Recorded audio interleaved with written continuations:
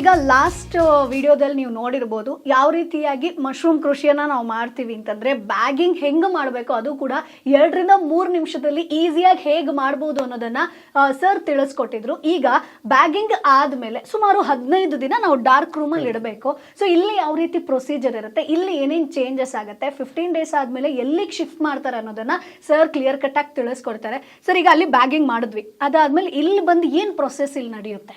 So ಅಲ್ಲಿ bagging ready ಆದ್ಮೇಲೆ ನಾವೇನ್ ಮಾಡ್ತೀವಿ, ಇದನ್ನ ಡಾರ್ಕ್ ರೂಮ್ಗೆ ಅಂತ ಶಿಫ್ಟ್ ಮಾಡ್ತೀವಿ. ಡಾರ್ಕ್ ರೂಮ್ ಅಲ್ಲಿ 15 ದಿನಗಳ ಕಾಲ ಇದನ್ನ ಇಡ್ತೀವಿ.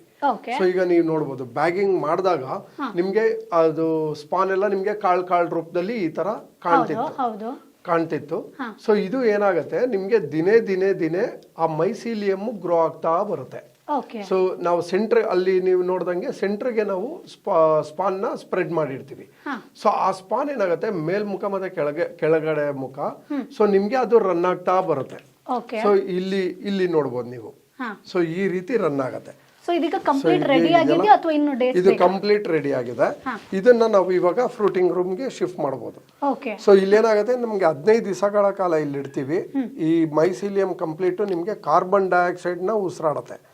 ಸೊ ಹಾಗಾಗಿ ಇಲ್ಲಿ ನಾವು ಕಂಪ್ಲೀಟ್ ಇದನ್ನ ಡಾರ್ಕ್ ಮಾಡ್ತೀವಿ. ಲೈಟ್ ಬರಂಗಿಲ್ಲ, ಸೊ ಇಲ್ಲಿ ವೆಂಟಿಲೇಷನ್ ಬೇಕಿಲ್ಲ, ನೀರ್ ಬೇಕಿಲ್ಲ, ಮತ್ತೆ ಗಾಳಿ ಬೇಕಿಲ್ಲ. ಸೊ ಇದು ಕಂಪ್ಲೀಟ್ ಡಾರ್ಕ್ ಅಲ್ಲೇ ನಿಮ್ಗೆ ರನ್ ಆಗೋದು. ಸೊ ಆ ರೀತಿ ನಿಮ್ಗೆ 15 ದಿವಸ ಟೈಮ್ ತಗೊಳುತ್ತೆ ಈ ತರ ರನ್ ಆಗಕ್ಕೆ. ಬಟ್ ನಾವು 15 ಡೇಸ್ ಅಲ್ಲಿ ಏನಾದ್ರು ಮೇಂಟೆನೆನ್ಸ್ ಮಾಡಕ್ಕೆ ಅಥವಾ ನಾವು ಬಂದು ಚೆಕ್ ಮಾಡಕ್ಕೆ ಆತರ ಏನಾದ್ರು ಇದೆಯಾ? ಸೊ ಖಂಡಿತ ಇಲ್ಲಿ ನೀವೇನಂದ್ರೆ ಟೆಂಪರೇಚರ್ ನ ನೀವು 27 ಡಿಗ್ರಿ ಒಳಗಡೆ ಮೇಂಟೈನ್ ಮಾಡಬೇಕು.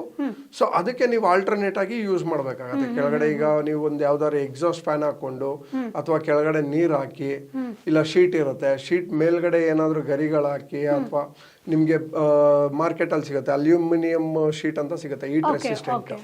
ಅದನ್ನ ನೀವು ಈ ಶೀಟ್ ಕೆಳಗಡೆ ಅಳವಡಿಸಬಹುದು. ತೀರಾ ಮಳೆ ಜಾಸ್ತಿ ಆಯ್ತು ಅಂದ್ರೆ ಸೊ ತೊಂದರೆ ಇಲ್ಲ, ನಿಮ್ಗೆ ಒಳ್ಳೇದೆ. ನಿಮ್ಗೆ ಇಲ್ಲಿ ಟೆಂಪರೇಚರ್ ಕಡಿಮೆ ಇದ್ರು ತುಂಬಾ ಒಳ್ಳೇದೆ. ನಿಮ್ಗೆ ತುಂಬಾ ಬೇಗ ರನ್ ಆಗುತ್ತೆ, ನೀಟಾಗಿ ರನ್ ಆಗುತ್ತೆ. ಖಂಡಿತ ಮಳೆ ಟೈಮ್ ಮತ್ತೆ ನಿಮ್ಗೆ ಏನು ವಿಂಟರ್ ಬರುತ್ತಲ್ಲ, ನಿಮ್ಗೆ ಇದು ಪರ್ಫೆಕ್ಟ್ ಟೈಮ್ ಇರುತ್ತೆ, ನಿಮ್ಗೆ ಆರಾಮಾಗಿ ರನ್ ಆಗುತ್ತೆ. ಸೊ ಇದು ಇಲ್ಲಿ ನಿಮ್ಗೆ ಸಮ್ಮರ್ಗೆ ಪ್ರಾಬ್ಲಮ್ ಆಗುತ್ತೆ. ಸೊ ಹಾಗಾಗಿ ನಾವು ಸಮ್ಮರ್ಗೆ ಆಯಿಸ್ಟರ್ ನ ಬೆಳೆಯೋದು ಸೂಕ್ತ ಅಲ್ಲ. ಸೊ ನಿಮ್ಗೆ ಸಮ್ಮರ್ಗೆ ಏನೇ ಇದ್ರು ಮಿಲ್ಕಿ ಮಶ್ರೂಮ್ ಅದ್ ಸಮ್ಮರ್ಗೆ ಅಂತಾನೆ ಇರೋ ಬೆಳೆ. ಸೊ ಅದನ್ನ ನೀವು ನ್ಯಾಚುರಲ್ ವೆದರ್ ನ ಡಿಪೆಂಡೆಂಟ್ ಆಗಿ ಇಟ್ಕೊಂಡು ನೀವು ಬೆಳಿಬಹುದು. ಸೊ ನಾನು ಇಲ್ಲಿ ನೋಡ್ಪಟ್ಟೆ ಸರ್, ಈಗ ಇದು ಈ ತರನೇ ನಾವು ಶೆಲ್ಫ್ ಮಾಡ್ಕೋಬೇಕು ಆತರ ಏನಾದ್ರು ರೀತಿ, ಅಥವಾ ಇಷ್ಟು ಡಿಸ್ಟೆನ್ಸ್ ಅಲ್ಲಿ ಇಡಬೇಕು ಬ್ಯಾಗ್ ಗಳನ್ನ ಆತರ ಏನಾದ್ರು? ಖಂಡಿತ ಇಲ್ಲ. ಸೊ ಆಕ್ಚುಲಿ ಇವಾಗ ನಾನು ನಿಮ್ಗೆ ಹೇಳ್ದೆ, ನಿಮ್ಗೆ ಮಿಲ್ಕಿ ಮಶ್ರೂಮ್ ಬಂದು ಸಮ್ಮರ್ಗೆ, ಆಯಿಸ್ಟರ್ ನಿಮ್ಮ ರೈನಿ ಮತ್ತೆ ವಿಂಟರ್ಗೆ ಅಂತ ಹೇಳ್ದೆ. ಸೊ ನಾವು ಈ ರೀತಿ ಸೆಟಪ್ ನ ಇದೇ ತರ ಉಳಿಸ್ಕೊಂಡಿದೀವಿ. ಏನಕ್ಕೆ ಅಂದ್ರೆ ನಮ್ಗೆ ನಮ್ಮ ಪ್ಲಾನ್ ಬಂದು ಸಮ್ಮರ್ಗೆ ಮಿಲ್ಕಿ ಮಶ್ರೂಮ್ ಇದೆ. ಸೊ ಮಿಲ್ಕಿ ಮಶ್ರೂಮ್ಗೆ ನಮ್ಗೆ ಶೆಲ್ಫ್ಸ್ ಬೇಕಾಗತ್ತೆ. ಸೊ ಹಾಗಾಗಿ ನಾವು ಅದನ್ನ ಹಾಗೆ ಉಳಿಸ್ಕೊಂಡಿದೀವಿ. ನಾವು ಫ್ರೂಟಿಂಗ್ ರೂಮ್ಗೆ ಹೋದಾಗ ನೀವು ನೋಡ್ಬೋದು, ನಮ್ದು ಫುಲ್ ವರ್ಟಿಕಲ್ ಇದೆ ಹ್ಯಾಂಗಿಂಗ್ ಸಿಸ್ಟಮ್. ಸೊ ಅಲ್ಲಿ ಹ್ಯಾಂಗಿಂಗೇ ಬೇಕು ನಿಮ್ಗೆ, ಇದಕ್ಕೆ ಯಾವುದು ಆಯಿಸ್ಟರ್ಗೆ. ಸೊ ನಿಮ್ಗೆ ಅಲ್ಲಿ ಹ್ಯಾಂಗಿಂಗ್ ಇಲ್ಲ ಅಂದ್ರೆ ನಿಮಗೆ ಸಮಸ್ಯೆಗಳು ಜಾಸ್ತಿ ಆಗತ್ತೆ. ಅಲ್ಲಿ ಒಂದು ಇಲ್ಲ ಕಂಟ್ರೋಲ್ಡ್ ಎನ್ವೈರನ್ಮೆಂಟ್ ಮಾಡಬೇಕು. ಇಲ್ಲಿ ನ್ಯಾಚುರಲ್ ವೆದರ್ನ ನೀವು ಡಿಪೆಂಡೆಂಟ್ ಆಗಿ ಇಟ್ಕೊಂಡು ಬೆಳಿತೀವಿ ಅಂದ್ರೆ ನಿಮ್ಗೆ ರ್ಯಾಕಿಂಗ್ ಸಿಸ್ಟಮ್ ಅಲ್ಲಿ ವರ್ಕ್ ಆಗಲ್ಲ. ಸೊ ಅಲ್ಲಿ ನೀವು ಹ್ಯಾಂಗಿಂಗ್ ಮಾಡಬೇಕಾಗುತ್ತೆ. ಓಕೆ, ಬಟ್ ಇಲ್ಲಿ ರ್ಯಾಪ್ ಮಾಡಿರೋದು ಏನಕ್ಕೆ ಸರ್? ಪ್ಲಾಸ್ಟಿಕ್ ಕವರ್ ಎಲ್ಲ ರ್ಯಾಪ್ ಮಾಡಿದ್ರೆ ಏನಾದರೂ ರೀಸನ್ ಇದೆಯಾ? ಖಂಡಿತ. ಸೊ ಇದು ಹೇಗೆ ಅಂದ್ರೆ ಇಲ್ಲಿ ಫಸ್ಟ್ ಬೇರೆ ಮಾಡ್ತಾ ಇದ್ದವರು, ಸೊ ಇದನ್ನ ಆಲ್ರೆಡಿ ರೆಡಿ ಮಾಡಿದ್ರು. ಸೊ ಇದು ಬಂದು ನಿಮ್ಗೆ ಅಡಿಕೆ ಮರದ್ದು ದೂಲಗಳಿವೆ. ಸೊ ಇದು ಏನಾಗುತ್ತೆ, ನಿಮ್ಗೆ ಆ ಕುಟ್ಟೆ ಹಿಡಿಯೋದು ಜಾಸ್ತಿ ಇರುತ್ತೆ, ಹುಳಗಳು ಕುಟ್ಟೆ ಹಿಡಿಯೋದು ಜಾಸ್ತಿ ಇರುತ್ತೆ. ಹಾಗಾಗಿ ನಾವೇನ್ ಮಾಡಿದೀವಿ, ಅದರಿಂದ ಪ್ರಿಸರ್ವೇಷನ್ಗೋಸ್ಕರ ನಾವು ಕವರ್ನ ವ್ರಾಪ್ ಮಾಡಿದೀವಿ ಅಷ್ಟೇ, ಇದು ಬೇರೆ ಇನ್ನೇನಿಲ್ಲ. ಸರ್ ಹಾಗಾದ್ರೆ ಇಲ್ಲಿ ಡಾರ್ಕ್ ರೂಮ್ ಅಲ್ಲಿ ಈಗ ನೀವು ಹೇಳಿದ್ರಿ ಲೈಟ್ ಇರಬಾರ್ದು ಎಲ್ಲ ಅಂತ. ಕೆಲವೊಂದು ಕಡೆಗಳಲ್ಲಿ ನಾನು ನೋಡಿದ್ದೀನಿ ಡಾರ್ಕ್ ರೂಮ್ ನಮ್ಗೆ ನೋಡೋದಕ್ಕೂ ಬಿಡಲ್ಲ, ಬಿಕಾಸ್ ಯಾರು ಜನರು ಹೋಗಬಾರ್ದು, ಬ್ಯಾಕ್ಟೀರಿಯಾ ಅದು ಇದು ಅಂತಾರೆ. ಸೊ ಇಲ್ಲಿ ಹೆಂಗೆ ಅದು ತುಂಬಾ ಸೆನ್ಸಿಟಿವ್ ಆಗಿ ಏನು? ಖಂಡಿತ ಇದು ತುಂಬಾ ಸೆನ್ಸಿಟಿವ್ ಏರಿಯಾ. ನೀವು ತುಂಬಾ ಹೈಜೀನ್ ಆಗಿ ಇಡಬೇಕಾಗತ್ತೆ ಈ ಜಾಗ. ಯಾಕೆಂದ್ರೆ ನಿಮ್ಗೆ ಯಾವುದೇ ತರ ಕಂಟ್ಯಾಮಿನೇಷನ್ ಬರೋದು ಈ ಜಾಗದಲ್ಲೇ. ನಿಮ್ಗೆ ಇಲ್ಲಿ ಕಂಟ್ಯಾಮಿನೇಷನ್ ಬಂದ್ರೆ ನಿಮ್ಗೆ ಅಲ್ಲಿಗೆ ಬ್ಯಾಗ್ ಮುಗೀತು, ಹಾಳಾಗುತ್ತೆ. ಸೊ ನಿಮ್ಗೆ ಫ್ರೂಟಿಂಗ್ ರೂಮ್ಗೆ ಹೋದಾಗ ನಮ್ಗೆ ಅಷ್ಟು ಕಂಟಾಮಿನೇಷನ್ ಬರಲ್ಲ. ಸೊ ಈ ಏನು ಮೈಸಿಲಿಯಂ ರನ್ ಆಗೋ ಸ್ಟೇಜ್ ಇರುತ್ತಲ್ಲ ನಿಮ್ಗೆ ಅದೇ ಟೈಮು, ಯಾಕೆಂದ್ರೆ ಅದು ಆಕ್ಸಿಜನ್ ನ ಬ್ರೀತ್ ಮಾಡಲ್ಲ, ಕಾರ್ಬನ್ ಡೈಆಕ್ಸೈಡ್ ನ ಬ್ರೀತ್ ಮಾಡ್ತಾ ಇರುತ್ತೆ. ಸೊ ನಿಮ್ಗೆ ಅಲ್ಲಿ ಅದು ಸ್ವೆಟ್ ಆಗುವಂತ ಚಾನ್ಸಸ್ ಜಾಸ್ತಿ ಇರುತ್ತೆ. ಆ ಸ್ವೆಟ್ ಆಗಿರೋದು ಯಾವ್ದಾದ್ರು ಸ್ಟೋರ್ ಆದ್ರೆ ಸೊ ಅಲ್ಲಿ ನಿಮ್ಗೆ ಗ್ರೀನ್ ಮೋಲ್ಡ್ ಬ್ಲಾಕ್ ಮೋಲ್ಡ್ ಬರೋ ಸಾಧ್ಯತೆ ಅಲ್ಲೇ ಜಾಸ್ತಿ ಇರೋದು. ಫಾರ್ ಎಕ್ಸಾಂಪಲ್ ನೀವು ಅಲ್ಲೇನ್ ನೋಡಿದ್ರಲ್ಲ, ಬ್ಯಾಗ್ ಮಾಡಿದ್ರಲ್ಲ, ನಿಮ್ಗೆ ರೋಷನ್ ಅವ್ರು ತೋರಿಸ್ಕೊಟ್ರು ಮೇಲ್ಗಡೆ ನಾವು 10 ಗ್ರಾಮ್ ಹಾಕ್ತಿವಿ ಅಂತ. ಕಾರಣ ಏನಂದ್ರೆ ನೀವು 10 ಗ್ರಾಮ್ ಹಾಕದೇ ಇದ್ರೆ ಮೇಲ್ಗಡೆಗೆ ಮೈಸಿಲಿಯಂ ಈ ರೀತಿ ಗ್ರೋ ಆಗಲ್ಲ, ಸ್ಪ್ರೆಡ್ ಆಗಲ್ಲ. ಸ್ಪ್ರೆಡ್ ಆಗದೆ ಇದ್ದಾಗ ನಿಮ್ಗೆ ವೇಪರ್ಸ್ ನೋಡ್ಬೋದು ಇಲ್ಲಿ. ಸೊ ಈ ವೇಪರ್ಸ್ ಮೇಲೆ ಬಂದು ಕುತ್ಕೊಳ್ಳುತ್ತೆ. ನಿಮ್ಗೆ ಮೇಲೆ ಬಂದು ಕುತ್ಕೊಂಡಾಗ ನಿಮ್ಗೆ 15 ದಿವಸಗಳ ಕಾಲ ಆ ನೀರ್ ಅಲ್ಲೇ ಇದ್ದಾಗ ನಿಮ್ಗೆ ಆ ಏನು ಪಾಚಿ ಇದೆಯಲ್ಲ, ಗ್ರೀನ್ ಪಾಚಿ ಬ್ಲಾಕ್ ಪಾಚಿ, ನಿಮ್ಗೆ ಅಲ್ಲಿ ಬರುವಂತ ಸಾಧ್ಯತೆ ಜಾಸ್ತಿ. ಸೊ ಹಾಗಾಗಿ ನಾವೇನ್ ಮಾಡ್ತೀವಿ, 10 ಗ್ರಾಮ್ ಮೇಲೆ ಹಾಕ್ತಿವಿ. ಸೊ ಅಲ್ಲಿಗೆ ನಿಮ್ಗೆ ಪಾಚಿ ಬರೋದಿಲ್ಲ. ಸೊ ಇದು ನಿಮ್ಗೆ ಬರೋದು ಬಂದು ಡಾರ್ಕ್ ರೂಮ್ ಅಲ್ಲಿ ಮಾತ್ರ, ಇದು ಫ್ರೂಟಿಂಗ್ ರೂಮ್ ಅಲ್ಲಿ ಬರೋದು. ಬಟ್ ಕೆಲವೊಂದ್ ಕಡೆ ನಾನು ನೋಡಿದೀನಿ, ಕೆಲವೊಂದ್ ಬ್ಯಾಗ್ ಅಲ್ಲಿ ಬಂದೇ ಇಲ್ಲ ಅಂತ ಹೇಳ್ತಾರೆ ಈಲ್ಡು. ಸೊ ಅದಕ್ಕೆ ಮೇನ್ ರೀಸನ್ ಏನು? ಮೈಸಿಲಿಯಂ ಚೆನ್ನಾಗಿ ಗ್ರೋ ಆಗಿರಲ್ಲ. ಸೊ ಅಲ್ಲಿ ಅದಕ್ಕೆ ಏರ್ ಸರ್ಕ್ಯುಲೇಷನ್ ಸಿಕ್ಕಿರಲ್ಲ. ಈಗ ನೀವು ನೋಡಿದ್ರೆ ಪಿನ್ನಿಂಗ್ ಮಾಡಿದ್ರಲ್ಲ, ನೀವು ಆ ರೀತಿ ಪಿನ್ನಿಂಗ್ ಮಾಡ್ದೇನೆ ಇದ್ರೆ ಹೋಲ್ ಬ್ಯಾಗ್ಗೆ, ಸೊ ಹೋಲ್ ಬ್ಯಾಗ್ ಸ್ವೆಟ್ ಆಗತ್ತೆ, ವೇಪರ್ಸ್ ಕುತ್ಕೊಳ್ಳುತ್ತೆ, ನಿಮ್ಗೆ ಇಡೀ ಬ್ಯಾಗ್ ಗ್ರೀನ್ ಮೋಲ್ಡ್ ಆಗ್ಬಿಡತ್ತೆ. ಮೈಸಿಲಿಯಮೇ ರನ್ ಆಗಲ್ಲ. ಈ ಮೈಸಿಲಿಯಂ ಅನ್ನೋ ಫಂಗಸ್ಸೇ ರನ್ ಆಗಲ್ಲ. ಸೊ ಈ ಮೈಸಿಲಿಯಂ ಯಾವಾಗ ಪೂರಾ ಬ್ಯಾಗ್ ರನ್ ಆಗುತ್ತೆ ನಿಮ್ಗೆ ಗ್ರೀನ್ ಆಲ್ಗೆ ಬರೋದಕ್ಕೆ ಬಿಡಲ್ಲ. ಸೊ ಅದು ಓವರ್ಕಮ್ ಮಾಡುತ್ತೆ ಮೈಸಿಲಿಯಂ. ಸೊ ಹಾಗಾಗಿ ಪೂರಾ ಬ್ಯಾಗ್ ರೆಡಿ ಆಗುತ್ತೆ. ಬಟ್ ನಂಗೆ ಇನ್ನೊಂದು ಡೌಟ್ ಇದೆ ಸರ್. ಈಗ ನಾನು ಕಡಿಮೆ ಬಂಡವಾಳದಲ್ಲಿ ಮಾಡ್ಬೋದು, ಕಡಿಮೆ ಜಾಗದಲ್ಲಿ ಮಾಡ್ಬೋದು ಅಂತ ನೀವು ಅಂದ್ರೆ, ಬಟ್ ಇಲ್ಲಿ ನಾನೀಗ ಡಾರ್ಕ್ ರೂಮ್ ಆಗಿರ್ಬೋದು, ಬ್ಯಾಗಿಂಗ್ ಆಗಿರ್ಬೋದು, ಅಥವಾ ಫ್ರೂಟ್ ಏರಿಯಾ ಏನಿದೆ, ಸೊ ಅದಕ್ಕೆ ನಾನು ಸಪ್ರೇಟ್ ರೂಮ್ ಮಾಡ್ಕೋಬೇಕಾ ಅಥವಾ ಒಂದ್ ಕಡೆನೆ ಆಗುತ್ತಾ? ನೀವು ಒಂದ್ ಕಡೆನೆ ಮಾಡ್ಕೋಬಹುದು. ನಿಮ್ಗೆ ಜಾಗ ಇದೆ, ಬಂಡವಾಳ ಇದೆ ಅಂದ್ರೆ ಅದ್ರ ತಕ್ಕಂಗೆ ಮಾಡ್ಕೊಳ್ಬಹುದು. ಇಲ್ಲ ನನಗೆ ಜಾಗ ಇಲ್ಲ, ಬರೀ ಕಡಿಮೆ ಜಾಗ ಇದೆ, ನಮ್ಗೆ ಜಾಸ್ತಿ ಜಾಗ ಇಲ್ಲ ಅಂದ್ರೆ ನೀವು ಅದನ್ನೇ ಪಾರ್ಷಿಯಲ್ ಆಗಿ ಸ್ವಲ್ಪ ಜಾಗನ ಡಾರ್ಕ್ ರೂಮ್ ಅಂತ ಮಾಡ್ಕೊಂಡು ಸ್ವಲ್ಪ ಜಾಗನ ಫ್ರೂಟಿಂಗ್ ರೂಮ್ ಅಂತ ಮಾಡ್ಕೋಬೇಕಾಗುತ್ತೆ. ಬಟ್ ಈ ಡಾರ್ಕ್ ರೂಮ್ ಇಂದ ಫ್ರೂಟಿಂಗ್ ಏರಿಯಾಗೆ ಏನು ಸಮಸ್ಯೆ ಆಗಲ್ವಾ? ಆಗಲ್ಲ. ಅದಕ್ಕೆ ನಾವು ಬೇರೆ ಏನಾದ್ರೂ ಡಾರ್ಕ್ ಟಾರ್ಪಲ್ಸ್ ಬರುತ್ತೆ ನಿಮ್ಗೆ, ಕಪ್ಪು ಬಣ್ಣದ ಟಾರ್ಪಲ್ ಸಿಗುತ್ತೆ. ನೀವು ಅದನ್ನ ನೀವು ಒಂದು ಕಡೆ ಹಾಕೊಂಡು ಸೊ ಅಲ್ಲಿ ಗಾಳಿ ಬೆಳಕು ಇಲ್ದೇ ಇರೋ ತರ ಮಾಡ್ಕೊಂಡು ಅದನ್ನ ಡಾರ್ಕ್ ರೂಮ್ ಅಂತ ಮಾಡ್ಕೊಂಡು ಬಾಕಿ ಇರುವಂತ ಜಾಗ ನಿಮ್ಗೆ ಎಂಟೈರ್ಲಿ ಡಿಫ್ರೆಂಟ್ ಇರುತ್ತೆ. ನಿಮ್ಗೆ ಡಾರ್ಕ್ ರೂಮ್ ಅಲ್ಲಿ ಯಾವ್ದು ಬೇಡ, ಬಟ್ ಫ್ರೂಟಿಂಗ್ ರೂಮ್ ಅಲ್ಲಿ ನಿಮ್ಗೆಲ್ಲ ಬೇಕು. ವೆಂಟಿಲೇಷನ್ ಬೇಕು, ವಾಟರ್ ಬೇಕು, ಮತ್ತೆ ನಿಮ್ಗೆ ಲೈಟಿಂಗು ಬೇಕು. ಬಟ್ ಡಾರ್ಕ್ ರೂಮ್ ಅಲ್ಲಿ ನಿಮ್ಗೆ ಯಾವ್ದು ಬೇಡ. ಇದು ಡೆಡ್ ಆಪೋಸಿಟ್. ಈ ಎರಡು ಸೆಟಪ್ ನ ನೀವು ಖಂಡಿತ ನೀವು ಒಂದೇ ಜಾಗದಲ್ಲಿ ಮಾಡ್ಕೋಬಹುದು. ಸರ್, ಈಗ ಇಲ್ಲಿ 15 ಡೇಸ್ ಆಯ್ತು, ವಾಟ್ ನೆಕ್ಸ್ಟ್? ಸೊ ಇಲ್ಲಿಂದ ನಾವು 15 ಡೇಸ್ ಆದ್ಮೇಲೆ 16th ಡೇ ನಾವು ಫ್ರೂಟಿಂಗ್ ರೂಮ್ಗೆ ಇದನ್ನ ತಗೊಂಡು ಹೋಗ್ತೀವಿ. ಸೊ ಅಲ್ಲಿ ನಮ್ಗೆ ಫ್ರೂಟಿಂಗ್ ಸ್ಟಾರ್ಟ್ ಆಗೋದು. ಸೊ ಅಲ್ಲಿಗೆ ಹೋಗೋಣ. ಬನ್ನಿ ಸರ್. ಸರ್, ಈಗ ನಾವು ಕಂಪ್ಲೀಟ್ ಬ್ಯಾಗಿಂಗ್ ಬಗ್ಗೆ ಡಿಟೇಲ್ ಆಗಿ ಹೇಳ್ಕೊಟ್ರಿ, ಆಮೇಲೆ ಡಾರ್ಕ್ ರೂಮಲ್ಲಿ ಏನೇನಾಗುತ್ತೆ, ಪ್ರೊಸೀಜರ್ ಏನಿರುತ್ತೆ ಅಂತ ಹೇಳಿದ್ರಿ.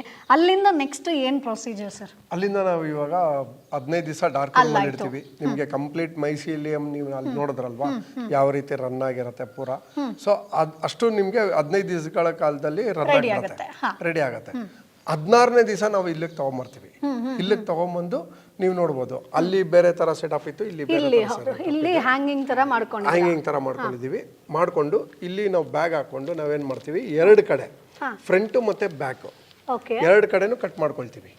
ಈ ರೀತಿ ಕವರ್ ಕಟ್ ಮಾಡ್ಕೊಳ್ತೀವಿ. ಸೊ 2 ಕಡೆ ಕವರ್ ಕಟ್ ಮಾಡ್ಕೊಂಡು ನಾವೇನ್ ಮಾಡ್ತೀವಿ, ವಾಟರಿಂಗ್ ಸ್ಟಾರ್ಟ್ ಮಾಡ್ತೀವಿ ಇಲ್ಲಿ. ಸೊ ವಾಟರ್ ಯಾವ ತರ ಇರಬೇಕು ಅಂದ್ರೆ, ಈಗ ನಾನು ನೀವು ನಿಂತಿದೀವಲ್ಲ, ಇಷ್ಟು ಡಿಸ್ಟೆನ್ಸ್ ಅಲ್ಲಿ ಫಾಗ್ ಟೈಪ್ ಅಲ್ಲಿ ವಾಟರ್ ಬೀಳ್ಬೇಕು. ನಮ್ಗೆ ಪೈಪ್ ಅಲ್ಲಿ ಬಿಡ್ತೀವಲ್ಲ ಆ ತರ ಬೀಳಬಾರ್ದು. ಸೊ ಫಾಗ್ ಟೈಪ್ ಅಲ್ಲಿ ವಾಟರ್ ಫ್ರಂಟ್ ಬ್ಯಾಕ್ ಮತ್ತೆ ಬೇರೆ ಬ್ಯಾಗ್ದು ಬೇರೆ ಪಾರ್ಟ್ಸ್ ಅಲ್ಲೆಲ್ಲ ನಾವು ಕಂಪ್ಲೀಟ್ ವಾಟರ್ ಸ್ಪ್ರೇ ಮಾಡ್ತೀವಿ.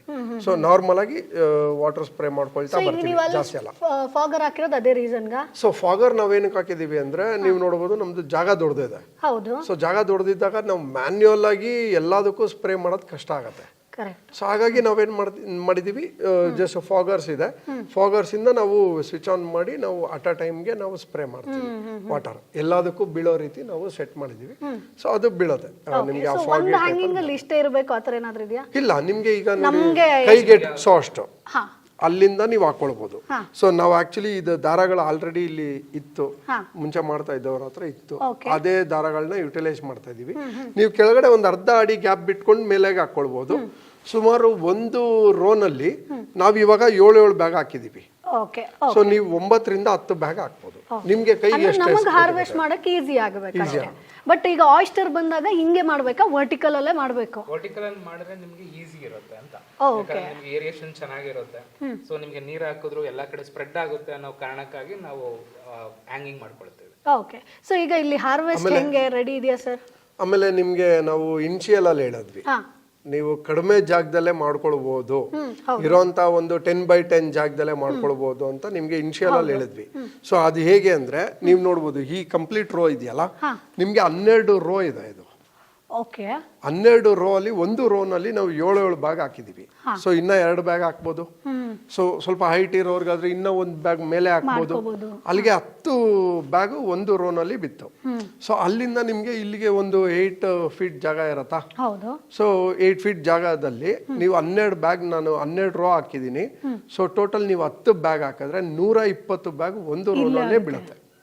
ಸೊ ಆ ರೀತಿ ಯೋಚನೆ ಮಾಡಿ ನಿಮ್ಗೆ ನಿಮ್ ಜಾಗನ ಯುಟಿಲೈಸ್ ಬೆಸ್ಟ್ ಯುಟಿಲೈಸ್ ಮಾಡ್ಕೊಳ್ಬಹುದು. ಹೌದು. ಸೊ ಜಾಗ ಹೆಂಗಿರುತ್ತೋ ಅದನ್ನ ನಾವು ಪ್ಲಾನ್ ಮಾಡ್ಕೋಬಹುದು. ಓಕೆ. ಸೊ ಇಲ್ಲಿ ಈಗ ಹಾರ್ವೆಸ್ಟ್ ಗೆ ರೆಡಿ ಆಗಿರೋ ತೋರಿಸಬಹುದಾ ಸರ್, ಹೆಂಗಿರುತ್ತೆ? ಖಂಡಿತ. ಸೊ ನೋಡಿ, ಇದೆಲ್ಲ ನಿಮ್ಗೆ ಹಾರ್ವೆಸ್ಟ್ ಗೆ ರೆಡಿ ಇದೆ. ಓಕೆ. ಸೊ ಇದು ಸ್ವಲ್ಪ ದೊಡ್ಡದಾಗಿ ಬೆಳೆದಿದೆ. ಆಕ್ಚುಲಿ ನಿನ್ನೆ ಬಿಟ್ಟಿದ್ವಿ, ಇದು ಸ್ವಲ್ಪ ದೊಡ್ಡದಾಗಿದೆ. ಬಟ್ ಇಷ್ಟು ಬೇಕಿಲ್ಲ ನಿಮ್ಗೆ, ಇಷ್ಟು ಇದ್ರೆ ಹಾರ್ವೆಸ್ಟ್ ಗೆ ರೆಡಿ ಇದೆ ಇದು.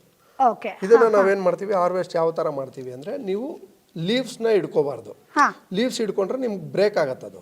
ಸೊ ಬ್ರೇಕ್ ಆದಾಗ ಅದು ಚಂದ ಕಾಣಲ್ಲ ಕಸ್ಟಮರ್ ಕೊಡಕ್ಕೆ. ಸೊ ಹಾಗಾಗಿ ನಾವೇನ್ ಮಾಡ್ತೀವಿ, ಬುಡ ಹಿಡ್ಕೊಳ್ತೀವಿ, ಯಾವ್ದಾದ್ರು ಒಂದ್ ಕಡೆ ಟ್ವಿಸ್ಟ್ ಮಾಡ್ತೀವಿ. ಸೊ ಇಷ್ಟೇ.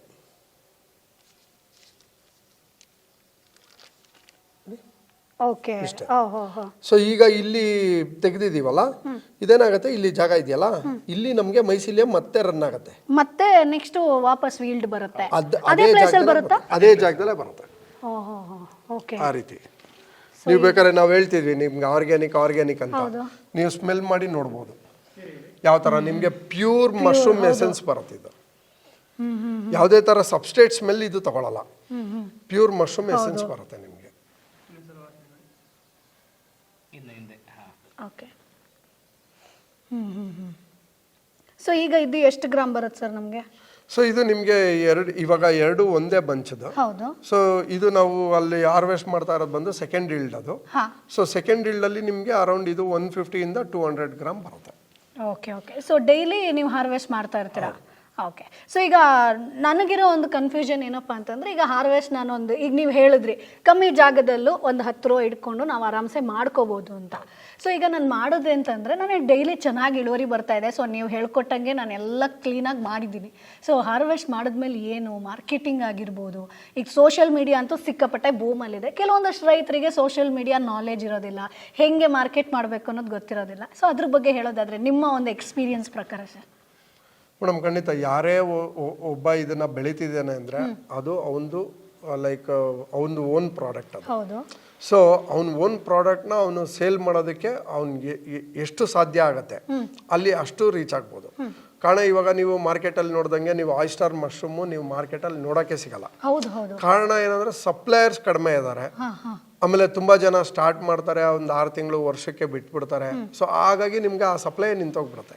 ಸೊ ಅದಕ್ಕೆ ಏನಾಗುತ್ತೆ, ನಿಮ್ಗೆ ಈಗ ಕಂಪ್ಲೀಟ್ ಮಾರ್ಕೆಟ್ ಓಪನ್ ಇದೆ ಅಂದ್ರೆ ನೀವು ರೀಚ್ ಆಗ್ಬೇಕಷ್ಟೇ. ಸೊ ಈಗ ಮಾರ್ಕೆಟ್ ಹೇಗೆ ಅಂದ್ರೆ ಓಪನ್ ಇದೆ, ನಿಮ್ಗೆ ತುಂಬಾ ಜನ ಸಪ್ಲೈಯರ್ಸ್ ಇಲ್ಲ ಇಲ್ಲಿ.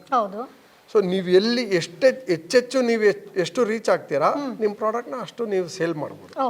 ಆ ಧೈರ್ಯ ಎಲ್ಲರೂ ಮಾಡ್ಲೇಬೇಕು. ಸೊ ಇದಕ್ಕೆ ಶೆಲ್ಫ್ ಲೈಫ್ ಬಂದು 3 days. ಸೊ ಹಾಗಾಗಿ ನೀವು ಆ ಧೈರ್ಯ ರೀಚ್ ಆಗ್ಲೇಬೇಕು.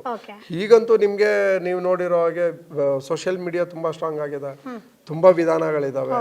ಸೊ ವಾಟ್ಸಪ್ ಸ್ಟೇಟಸ್ ಆಗಿರ್ಬೋದು, ನಿಮ್ ಫೋನ್ ಕಾಂಟ್ಯಾಕ್ಟ್ಸ್ ಇರೋರಿಗೆ ತಿಳಿಸ್ಬೋದು. ಸೊ ನಿಮ್ ಮನೆ ಅಕ್ಕಪಕ್ಕ ಮನೆಯಲ್ಲಿರೋರಿಗೆ ತಿಳಿಸ್ಬೋದು, ನಿಮ್ ರಿಲೇಷನ್ಸ್ ತಿಳಿಸ್ಬೋದು. ಸೊ ನಿಮ್ ಕೊಲೀಗ್ಸ್ ಇರ್ತಾರೆ. ಸೊ ನಿಮ್ಗೆ ನಿಮ್ದೇ ಆದಂತ ಕಸ್ಟಮರ್ ಬೇಸ್ ಆಲ್ರೆಡಿ ಇರುತ್ತೆ. ಸೊ ಅದನ್ನ ನೀವು ಐಡೆಂಟಿಫೈ ಮಾಡಿ ನೀವು ತಿಳಿಸುವಂತ ಕೆಲಸ ಮಾಡಬೇಕು. ಈಗ ಎಕ್ಸಾಂಪಲ್ ನೀವೊಂದು 10 ಜನಕ್ಕೆ ಅಪ್ರೋಚ್ ಮಾಡಿದ್ರೆ ಒಬ್ರು ತಗೊಳ್ಳಿ.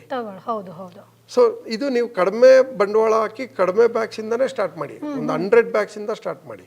ನಿಮಗೆ ಪ್ರತಿದಿನ ಈಲ್ಡ್ ಬರೋ ತರ ಇಟ್ಕೊಳ್ಳಿ. ನೀವು 1ರಿಂದ ನಿಮ್ಗೆ 2ರಿಂದ 2.5 kg ನಿಮ್ಗೆ ಈಲ್ಡ್ ಸಿಗತ್ತೆ ಒಂದ್ ದಿನಕ್ಕೆ. ಸೊ ಅಷ್ಟನ್ನ ನೀವು ಮಾರ್ಕೆಟ್ ಮಾಡೋದು ತೊಂದರೆನೇ ಆಗಲ್ಲ.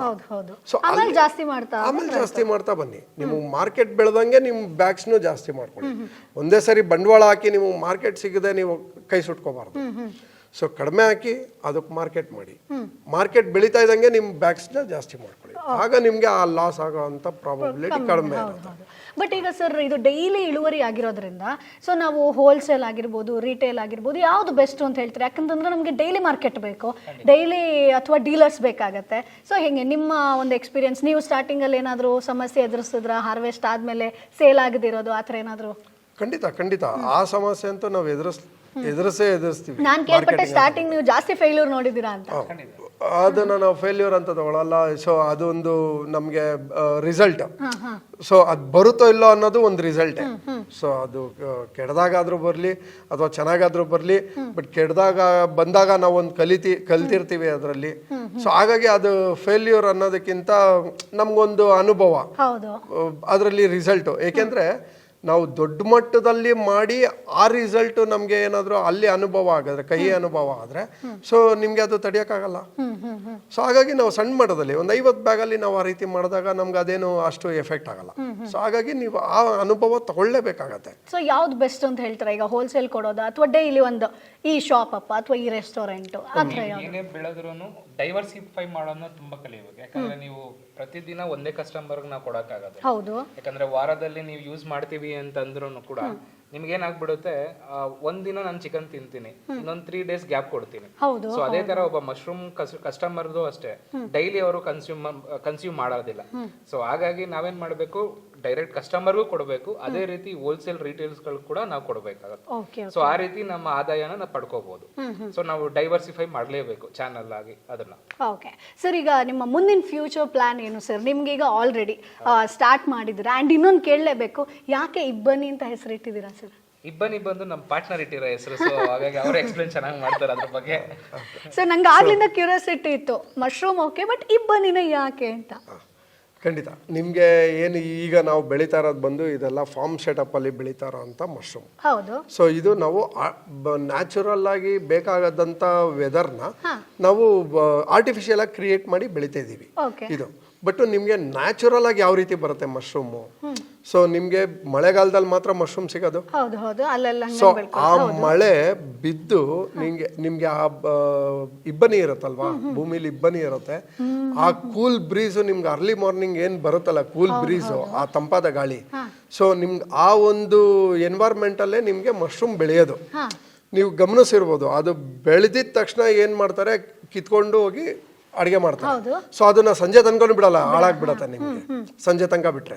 ಸೊ ಅರ್ಲಿ ಮಾರ್ನಿಂಗ್ ಏನು ಅದನ್ನ ನಿಮ್ಗೆ ತೆಗಿತಾರಲ್ವಾ, ಸೊ ಅಲ್ಲಿ ಬೇಕಾಗದೆ ಇಬ್ಬನಿ ಆ ತಂಗಾಳಿ. ಸೊ ಹಾಗಾಗಿ ನಾವು ಇಬ್ಬನಿನ ಚೂಸ್ ಮಾಡೋದು. Okay okay. ಬಟ್ ನಿಮ್ದು ಫ್ಯೂಚರ್ ಕನ್ಸ್ ಏನು ಸರ್? ನಿಮ್ಗೆ ಒಂದು ಆಸೆ ಅಂತ ಇರುತ್ತಲ್ವಾ, ಓಕೆ ಬಿಸ್ನೆಸ್ ಶುರು ಮಾಡಿದೀನಿ, ಕೃಷಿ ಶುರು ಮಾಡಿದೀನಿ, ಬಟ್ ಒಂದು ಗೋಲ್ ಅನ್ನ ಸೆಟ್ ಮಾಡಿರ್ತೀರಾ. ಈಗ ಪಾರ್ಟ್ ಟೈಮ್ ಕೃಷಿ ಆದ್ರೂ ಸರಿ, ನಿಮ್ಗೊಂದು ಕನಸಿರುತ್ತಲ್ಲ ಸರ್, ಏನು ಮೇನ್ ಆಗಿ ನಮ್ಗೆ ಇದು ಏನು ಈಗ ನಾವು ಆಯಿಸ್ಟರ್ ಮಶ್ರೂಮ್ ಏನ್ ಬೆಳೀತಾ ಇದೀವೋ, ಒಂದು ಆರ್ಗ್ಯಾನಿಕ್ ಆಗಿರಬೇಕು. ಓಕೆ. ಸೊ ಪ್ರತಿಯೊಬ್ರು ಆರ್ಗ್ಯಾನಿಕ್ ಆಗಿ ವಿತೌಟ್ ಕೆಮಿಕಲ್ ಇಲ್ದಂಗೆ ಯೂಸ್ ಮಾಡ್ಬೇಕು ಅನ್ನೋ ಒಂದು ಕನಸು. ಇನ್ನೊಂದು ಬಂದು ಪ್ರತಿ ಅಂಗಡಿಗಳಲ್ಲೂ ಏನ್ ಇವಾಗ ಬಟನ್ ಮಶ್ರೂಮ್ ಸಿಗ್ತಾ ಇದೆಯೋ ಅದೇ ರೀತಿ ನಮ್ಮ ಆಯಿಸ್ಟರ್ ಮಶ್ರೂಮ್ಗಳು ಸಿಗ್ಬೇಕು ಅನ್ನೋದೊಂದು. ಓಕೆ. ಸೊ ಹಾಗಾಗಿ ಹೆಚ್ಚು ನಾವು ಟ್ರೈನಿಂಗ್ ಕೊಡ್ತಾ ಇರೋದು ಅದಕ್ಕೋಸ್ಕರ. ಸೊ ಬ್ರ್ಯಾಂಡಿಂಗ್ ಏನಾದ್ರು ಮಾಡ್ತಾ ಇದ್ದೀರಾ? ಖಂಡಿತ ನಮ್ದು ನೀವು ನೋಡಬಹುದು ಇಬ್ಬನಿ ಆರ್ಗ್ಯಾನಿಕ್ ಮಶ್ರೂಮ್ಸ್ ಅಂತ ನಮ್ದು ಬ್ರ್ಯಾಂಡಿಂಗ್ ಇದೆ, ಆಲ್ರೆಡಿ ಇದೆ. ಸೊ ಇದನ್ನ ಹೇಗೆ ಅಂದ್ರೆ ಗ್ರಾಜುಯಲಿ ನಾವು ಅದನ್ನ ಜನಗಳಿಗೆ ತಿಳಿಸ್ತಿದೀವಿ. ಯಾಕಂದ್ರೆ ನೀವು ಈ ಪ್ರೋಸೆಸ್ ಅಲ್ಲಿ ನೋಡಿದಾಗೆ ಒಂದು ಬಿಸಿ ನೀರು ನಿಮ್ಗೆ ಕಂಪ್ಲೀಟ್ ಬಾಯ್ಲ್ ಆಗಿರೋ ನೀರು ಅಲ್ಲಿ ನಾವು ಯೂಸ್ ಮಾಡ್ತೀವಿ, ನಂತರ ಇಲ್ಲಿ ನಾರ್ಮಲ್ ವಾಟರ್ನ ಸ್ಪ್ರೇ ಮಾಡ್ತೀವಿ. ಸೊ ಈ ಒಂದು ಪ್ರೋಸೆಸ್ ಅಲ್ಲಿ ನಾವು ಯಾವುದೇ ರೀತಿ ಅಡಿಷನ್ಸ್ ಮಾಡ್ತೀವಿ. ನಿಮ್ಗೆ 100% ಇದು ಆರ್ಗ್ಯಾನಿಕ್.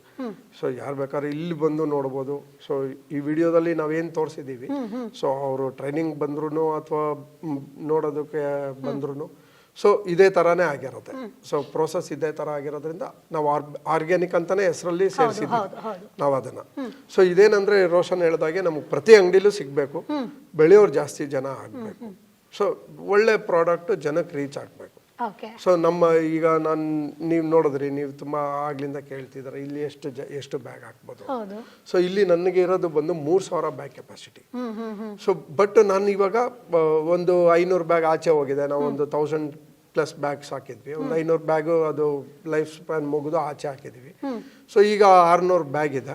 ಸೊ ಗ್ರಾಜುವಲಿ ನಾವು ಇನ್ಕ್ರೀಸ್ ಮಾಡ್ಕೊಳ್ತಾ ಹೋಗ್ತಾ ಇದ್ದೀವಿ ನಮಗೆ ಮಾರ್ಕೆಟ್ ಸಿಕ್ದಾಗೆ. ಸೊ ಸಿಕ್ದಾಗೆ ನಾವು ಜಾಸ್ತಿ ಮಾಡ್ಕೊಳ್ತಾ ಹೋಗ್ತಿದ್ವಿ. ಯಾಕೆಂದ್ರೆ ಪೂರಾ ಒಂದೇ ಸರಿ ನಾವು ಹಾಕ್ಬೇಕು ಅನ್ನೋದಾದ್ರೆ ನಮಗೆ ಬಂಡವಾಳ ಜಾಸ್ತಿ ಬೇಕು. ಬಟ್ ಯಾರು ಆ ರೀತಿ ಬಂಡವಾಳ ಜಾಸ್ತಿ ಹಾಕಕ್ ಹೋಗ್ಬಾರ್ದು. ಸೊ ಗ್ರಾಜುವಲಿ ಇನ್ಕ್ರೀಸ್ ಆಗಬೇಕು ಅನ್ನೋದು ನಮ್ಮ ಆಸೆ. ನಾವು ಅದೇ ತರನೇ ಮಾಡ್ತಿದ್ದೀವಿ. ಓಕೆ ಸರ್, ಈಗ ನಮ್ಮ ಆಡಿಯನ್ಸ್ಗೆ ಒಂದಿರುತ್ತೆ, ಇಷ್ಟ್ರ ಬಗ್ಗೆ ಅಂದ್ರೆ ಇಷ್ಟು ಡಿಟೇಲ್ ಆಗಿ ಹೇಳಿಕೊಟ್ರಿ, ಡಿಟೇಲ್ ಆಗಿ ಇನ್ಫಾರ್ಮೇಶನ್ ಅನ್ನ ಕೊಟ್ರಿ, ಪ್ರಾಕ್ಟಿಕಲ್ ಆಗಿ ಕೂಡ ತೋರಿಸಿದ್ರಿ. ಸೊ ಆಲ್ಮೋಸ್ಟ್ ನಾನು ಎಲ್ಲ ರೈತರದ್ದು ಕಮೆಂಟ್ಸ್ ನೋಡ್ತೀನಿ, ಓಕೆ ನಾನು ಈ ಕೃಷಿ ಮಾಡಿದ್ರೆ ಎಷ್ಟು ಲಾಭ ಮಾಡ್ಬೋದು, ಈಗ ಬಂಡವಾಳದ ಬಗ್ಗೆ ನಾವು ಮಾತನಾಡಿದ್ವಿ. ಸೊ ಅವ್ರಿಗೆ ಹೇಳೋದಾದ್ರೆ ಎಷ್ಟು ಮಾಡ್ಬೋದು ಸರ್ ಒಂದು ಆವ್ರೇಜ್ ಆಗಿ ನಾವು ಕರೆಕ್ಟಾಗಿ ಇದನ್ನ ಮಾಡಿದ್ವಿ ಅಂತಂದ್ರೆ?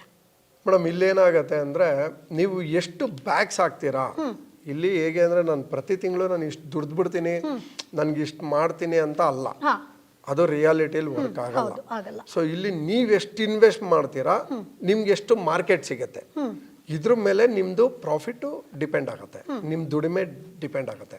ನಾವು ಹೇಳ್ದಾಗೆ ನಿಮ್ಗೆ 15,000ದಿಂದ ಸ್ಟಾರ್ಟ್ ಮಾಡ್ಬೋದು.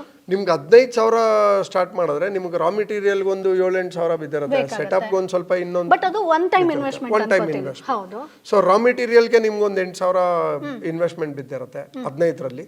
ಸೊ ಒಂದು 7,000 ನೀವು ಆಲ್ರೆಡಿ ನಿಮ್ಮ ಹತ್ರ ಜಾಗ ಇದ್ರೆ ಅದನ್ನ ರೆಡಿ ಮಾಡ್ಕೊಳ್ಳೋದಕ್ಕೆ ಇನ್ನೊಂದು 7,000 ಬೇಕಾಗುತ್ತೆ. ಸೊ ಹೆಚ್ಚು ಕಡಿಮೆ ಆಗತ್ತೆ. ಸೊ 7,000ದಲ್ಲಿ ನೀವು ಮಾಡ್ಕೊಳ್ಬೋದು. ಸೊ ಅಲ್ಲಿ ನೀವು ಬಂದಂತ ಮಶ್ರೂಮ್ನ ನೀವು ಎಲ್ಲಿ ಸೇಲ್ ಮಾಡ್ತೀರಾ? ನೀವು ಹೋಲ್ಸೇಲಿಗೆ ಸೇಲ್ ಮಾಡಿದ್ರೆ ನಿಮ್ಗೆ ಒಂದು ಪ್ರೈಸ್ ಇರುತ್ತೆ, ಯಾಕೆಂದ್ರೆ ಹೋಲ್ಸೇಲ್ ಇಂದ ನಿಮ್ಗೆ ಮತ್ತೆ ಸಪ್ಲೈ ಚೈನ್ ಬರುತ್ತೆ. ಅವ್ರು ರಿಟೇಲ್ ಕೊಡ್ತಾರೆ, ಡೈರೆಕ್ಟ್ ಕನ್ಸ್ಯೂಮರ್ಗೂ ಕೊಡ್ತಾರೆ, ಆ ತರ ಬರುತ್ತೆ. ಸೊ ರಿಟೇಲ್ ಕೊಟ್ರೆ ಇನ್ನೊಂದ್ ತರ ಪ್ರೈಸ್ ಇರುತ್ತೆ. ನೀವು ಅಲ್ಲಿಂದ ಮತ್ತೆ ಅದು ಡೈರೆಕ್ಟ್ ಕನ್ಸ್ಯೂಮರ್ಗೆ ಹೋಗುತ್ತೆ, ರಿಟೇಲರು ಮಾರ್ಜಿನ್ ಇಟ್ಕೊಳ್ಬೇಕಾಗತ್ತೆ. ನೀವು ಡೈರೆಕ್ಟ್ ಕನ್ಸ್ಯೂಮರ್ ಕೊಟ್ರೆ ನಿಮ್ಗೆ ಬೇರೆ ತರ ಮಾರ್ಜಿನ್ ಇರುತ್ತೆ. ಸೊ ಇಲ್ಲಿ ಹೇಗಾಗುತ್ತೆ, ನಿಮ್ಗೆ ಈ ಒಂದು ಸ್ಟೇಜ್ಗಳಿದಾವಲ್ಲ, ನೀವು ಈ 2 ಸ್ಟೇಜ್ ಹೋಲ್ಸೇಲ್ ಮತ್ತೆ ರಿಟೇಲ್ ನ ನೀವು ಸ್ಕಿಪ್ ಮಾಡಿದ್ರಿ ಅಂತ ಅನ್ಕೊಳ್ಳಿ, ಡೈರೆಕ್ಟ್ ಕನ್ಸ್ಯೂಮರ್ ಕೊಟ್ರಿ. ಸೊ ಆಗ ನಿಮ್ಗೆ ಹೆಚ್ಚು ಲಾಭ. ಸೊ ಇಲ್ಲ ನನ್ಗೆ ಅಲ್ಲಿ ಈಗ ಯಾರೇ ಬೆಳೆದ್ರು ಫಸ್ಟ್ ಕಾನ್ಸಂಟ್ರೇಟ್ ಮಾಡಬೇಕಾಗಿರೋದು ಬಂದು ಡೈರೆಕ್ಟ್ ಕನ್ಸ್ಯೂಮರ್ಗೆ. ಸೊ ಅಲ್ಲಿ ಸೇಲ್ ಆಗ್ಲಿಲ್ವಾ, ನೀವು ವೇಸ್ಟ್ ಮಾಡ್ಕೋಬೇಡಿ, ಅದನ್ನ ನೀಟಾಗಿ ಪ್ರಿಸರ್ವ್ ಮಾಡಿ, ಒಂದು ಫ್ರಿಜ್ ಸ್ಟೋರೇಜ್ ಆ ಥರ ನೀಟಾಗಿ ಪ್ರಿಸರ್ವ್ ಮಾಡಿ ಅದನ್ನ ಹೋಲ್ಸೇಲ್ ಅಥವಾ ರಿಟೇಲ್ಗೆ ಕೊಡಿ. ಏಕೆಂದ್ರೆ ಅಲ್ಲಿ ಕಸ್ಟಮರ್ ಬೇಸ್ ದೊಡ್ಡದಾಗಿರುತ್ತೆ.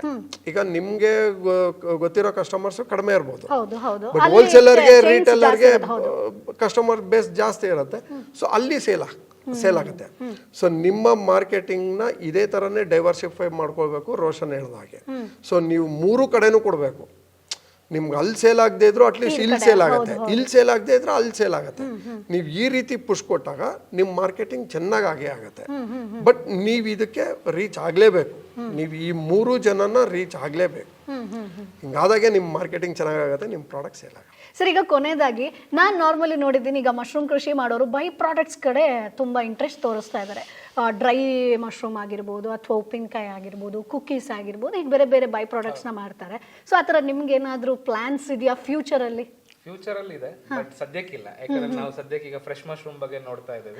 ಯಾಕಂದ್ರೆ ನೀವು ಬೈ ಪ್ರಾಡಕ್ಟ್ಸ್ ಹೋಗ್ತೀನಿ ಅಂತ ಅಂದಾಗ ನಿಮ್ಗೆ ಬಲ್ಕ್ ಆಗಿ ಮಶ್ರೂಮ್ ಸಿಗ್ಬೇಕು. ಸೊ ಹಾಗಾಗಿ ನಾವು ಇವಾಗ ನಮ್ಮ ಕಮ್ಯುನಿಟಿಯನ್ನ ಬಿಲ್ಡ್ ಮಾಡ್ತಾ ಇದ್ದೀವಿ. ಸೊ ಏನೀಗ ನಮ್ಮ ಟ್ರೈನಿಂಗ್ ಬರ್ತಾ ಇದಾರೋ, ಸೊ ಅವ್ರಿಗೆಲ್ಲ ನಮ್ಮ ಪ್ರಾಡಕ್ಟ್ಸ್ ನ ಕೊಟ್ಟು ಸೊ ಅವರು ಕೂಡ ಬೆಳೀತಾ ಇದ್ದಾರೆ. ಸೊ ಒನ್ಸ್ ನಮ್ಗೆ ಒಂದು ಬಲ್ಕ್ ಆಗಿ ಸಿಗ್ತಾ ಇದೆ ಅಂದಾಗ ನಾವು ಅದಕ್ಕೆ ಕೈ ಹಾಕ್ಬೋದು. ಓಕೆ, ಸೊ ಹಾಗಾದ್ರೆ 3,000 ಬ್ಯಾಗ್ ಫ್ಯೂಚರಲ್ಲಿ ಸರ್ ಮಾಡ್ತಾರೆ, ಅವಾಗ ಖಂಡಿತ ನಾನು ಬರ್ತೀನಿ. ಅದನ್ನ ನನಗೂ ನೋಡಬೇಕು ಅಂತ ಆಸೆ ಇರುತ್ತೆ. ಆ್ಯಂಡ್ ನಿಮ್ಮ ಕನಸು ಏನಿದೆಯೋ ಅದೆಲ್ಲ ಕೂಡ ನನಸಾಗಲಿ ಸರ್. ಸೊ ಇನ್ನೂ ಜಾಸ್ತಿ ಮಶ್ರೂಮ್ ಬೆಳೀರಿ, ಜಾಸ್ತಿ ಲಾಭ ಮಾಡಿ. ಆ್ಯಂಡ್ ನಮ್ಮ ಆಡಿಯನ್ಸ್ಗೆ ಇಷ್ಟೊಂದು ಇನ್ಫಾರ್ಮೇಷನನ್ನು ನಿಮ್ಮ ಟೈಮನ್ನು ನಮಗೋಸ್ಕರ ಕೊಟ್ಟಿದ್ದಕ್ಕೆ thank you so much. Thank you sir. So ನೋಡಿದ್ರಲ್ವಾ ಸ್ನೇಹಿತರೆ, ಅರುಣ್ ಅವರಾಗಿರ್ಬೋದು, ರೋಷನ್ ಅವರಾಗಿರ್ಬೋದು, ಮಶ್ರೂಮ್ ಕೃಷಿಯನ್ನು ಹೇಗೆ ಮಾಡಬೇಕು ಅನ್ನೋದನ್ನು ಸಾಕಷ್ಟು ಇನ್ ಡಿಟೇಲ್ ಆಗಿ ಮಾಹಿತಿಯನ್ನು ಕೊಟ್ಟಿದ್ದಾರೆ. ಪ್ರಾಕ್ಟಿಕಲ್ ಆಗಿ ಗೈಡೆನ್ಸ್ ಅನ್ನ ಕೂಡ ಕೊಟ್ಟಿದ್ದಾರೆ. ಈ ಒಂದು ವಿಡಿಯೋ ನಿಮಗೆ ಯೂಸ್ಫುಲ್ ಆಗಿರುತ್ತೆ ಅಂತ ಅನ್ಕೊಳ್ತೀನಿ. ಸೊ ಆಯಿಸ್ಟರ್ ಮಶ್ರೂಮ್ ಕೃಷಿಯನ್ನ ಹೇಗೆ ಮಾಡಬೇಕು ಅನ್ನೋದ್ರ ಬಗ್ಗೆ A to Z ಮಾಹಿತಿ ಈ ವಿಡಿಯೋದಲ್ಲಿ ನಿಮ್ಗೆ ಸಿಕ್ಕಿರುತ್ತೆ. ಸೊ ಈ ವಿಡಿಯೋ ಇಷ್ಟ ಆಗಿದ್ರೆ ಲೈಕ್ ಮಾಡಿ, ಶೇರ್ ಮಾಡಿ, ಜೊತೆಗೆ ಏನೇ ಡೌಟ್ ಇದ್ರೂ ಕೂಡ ನೀವು ಕಮೆಂಟ್ ಬಾಕ್ಸ್ ಅಲ್ಲಿ ತಪ್ಪದೇ ಕೇಳಬಹುದು. ಹಾಗೆ ಇನ್ನು ಆಯಿಸ್ಟರ್ ಮಶ್ರೂಮ್ ಆಗಿರ್ಬೋದು, ಮಿಲ್ಕಿ ಮಶ್ರೂಮ್ ಆಗಿರ್ಬೋದು, ಇವೆಲ್ಲದರ ಬಗ್ಗೆ ಇನ್ನಷ್ಟು ಮಾಹಿತಿ ಬೇಕು ಅಥವಾ ಮನೆಯಲ್ಲೇ ನಾವು ಏನ್ ಕೃಷಿಯನ್ನ ಮಾಡಬಹುದು, ಕಡಿಮೆ ಬಂಡವಾಳದಲ್ಲಿ ಏನೆಲ್ಲ ಕೃಷಿಯನ್ನ ಮಾಡಿ ಲಾಭ ಮಾಡಬಹುದು, ಈ ರೀತಿಯಾದಂತಹ ಡೌಟ್ಸ್ಗಳು ನಿಮಗೂ ಇತ್ತು ಅಂತಂದ್ರೆ ಈಗಲೇ ಬಾಸ್ವಾಲ್ ಆಪ್ನ ಡೌನ್ಲೋಡ್ ಮಾಡಿ. ಇಲ್ಲಿ ನಿಮಗೆ 500ಕ್ಕೂ ಹೆಚ್ಚು ಕೋರ್ಸ್ಗಳು ಇದೀಗ ಕೇವಲ 999 ರೂಪಾಯಿಗೆ 1 ವರ್ಷಕ್ಕೆ ನೀವು ಆಕ್ಸೆಸ್ ಅನ್ನ ಪಡಿಬಹುದು. ಮತ್ತೆ ಆಗ್ತಡ ಚಾನೆಲ್ ನ ಬಾಯೋದಲ್ಲಿ ಲಿಂಕ್ ಇದೆ, ಅದನ್ನ ಕ್ಲಿಕ್ ಮಾಡಿದ್ರೆ ಬಾಸ್ವಾಲ್ ಆಪ್ ಡೌನ್ಲೋಡ್ ಆಗುತ್ತೆ. ಸೊ ಇವತ್ತಂತೂ ನನಗೆ ಮಶ್ರೂಮ್ ಅಂತೂ ಸಿಕ್ಕಾಪಟ್ಟೆ ಇಷ್ಟ. ಸೊ ನಾನು ಏನಾದ್ರೂ ಒಂದು ಅಡುಗೆ ಮಾಡ್ತೀನಿ, ಡಿಶ್ ಅನ್ನ ರೆಡಿ ಮಾಡ್ತೀನಿ. ಸೊ ಮುಂದಿನ ಎಪಿಸೋಡ್ ಅಲ್ಲಿ ಮತ್ತೆ ನಿಮ್ಮನ್ನ ಭೇಟಿ ಆಗ್ತೀನಿ. ಅಲ್ಲಿವರೆಗೂ ಬಾಯ್ ಬಾಯ್. Bosswala. Be the boss.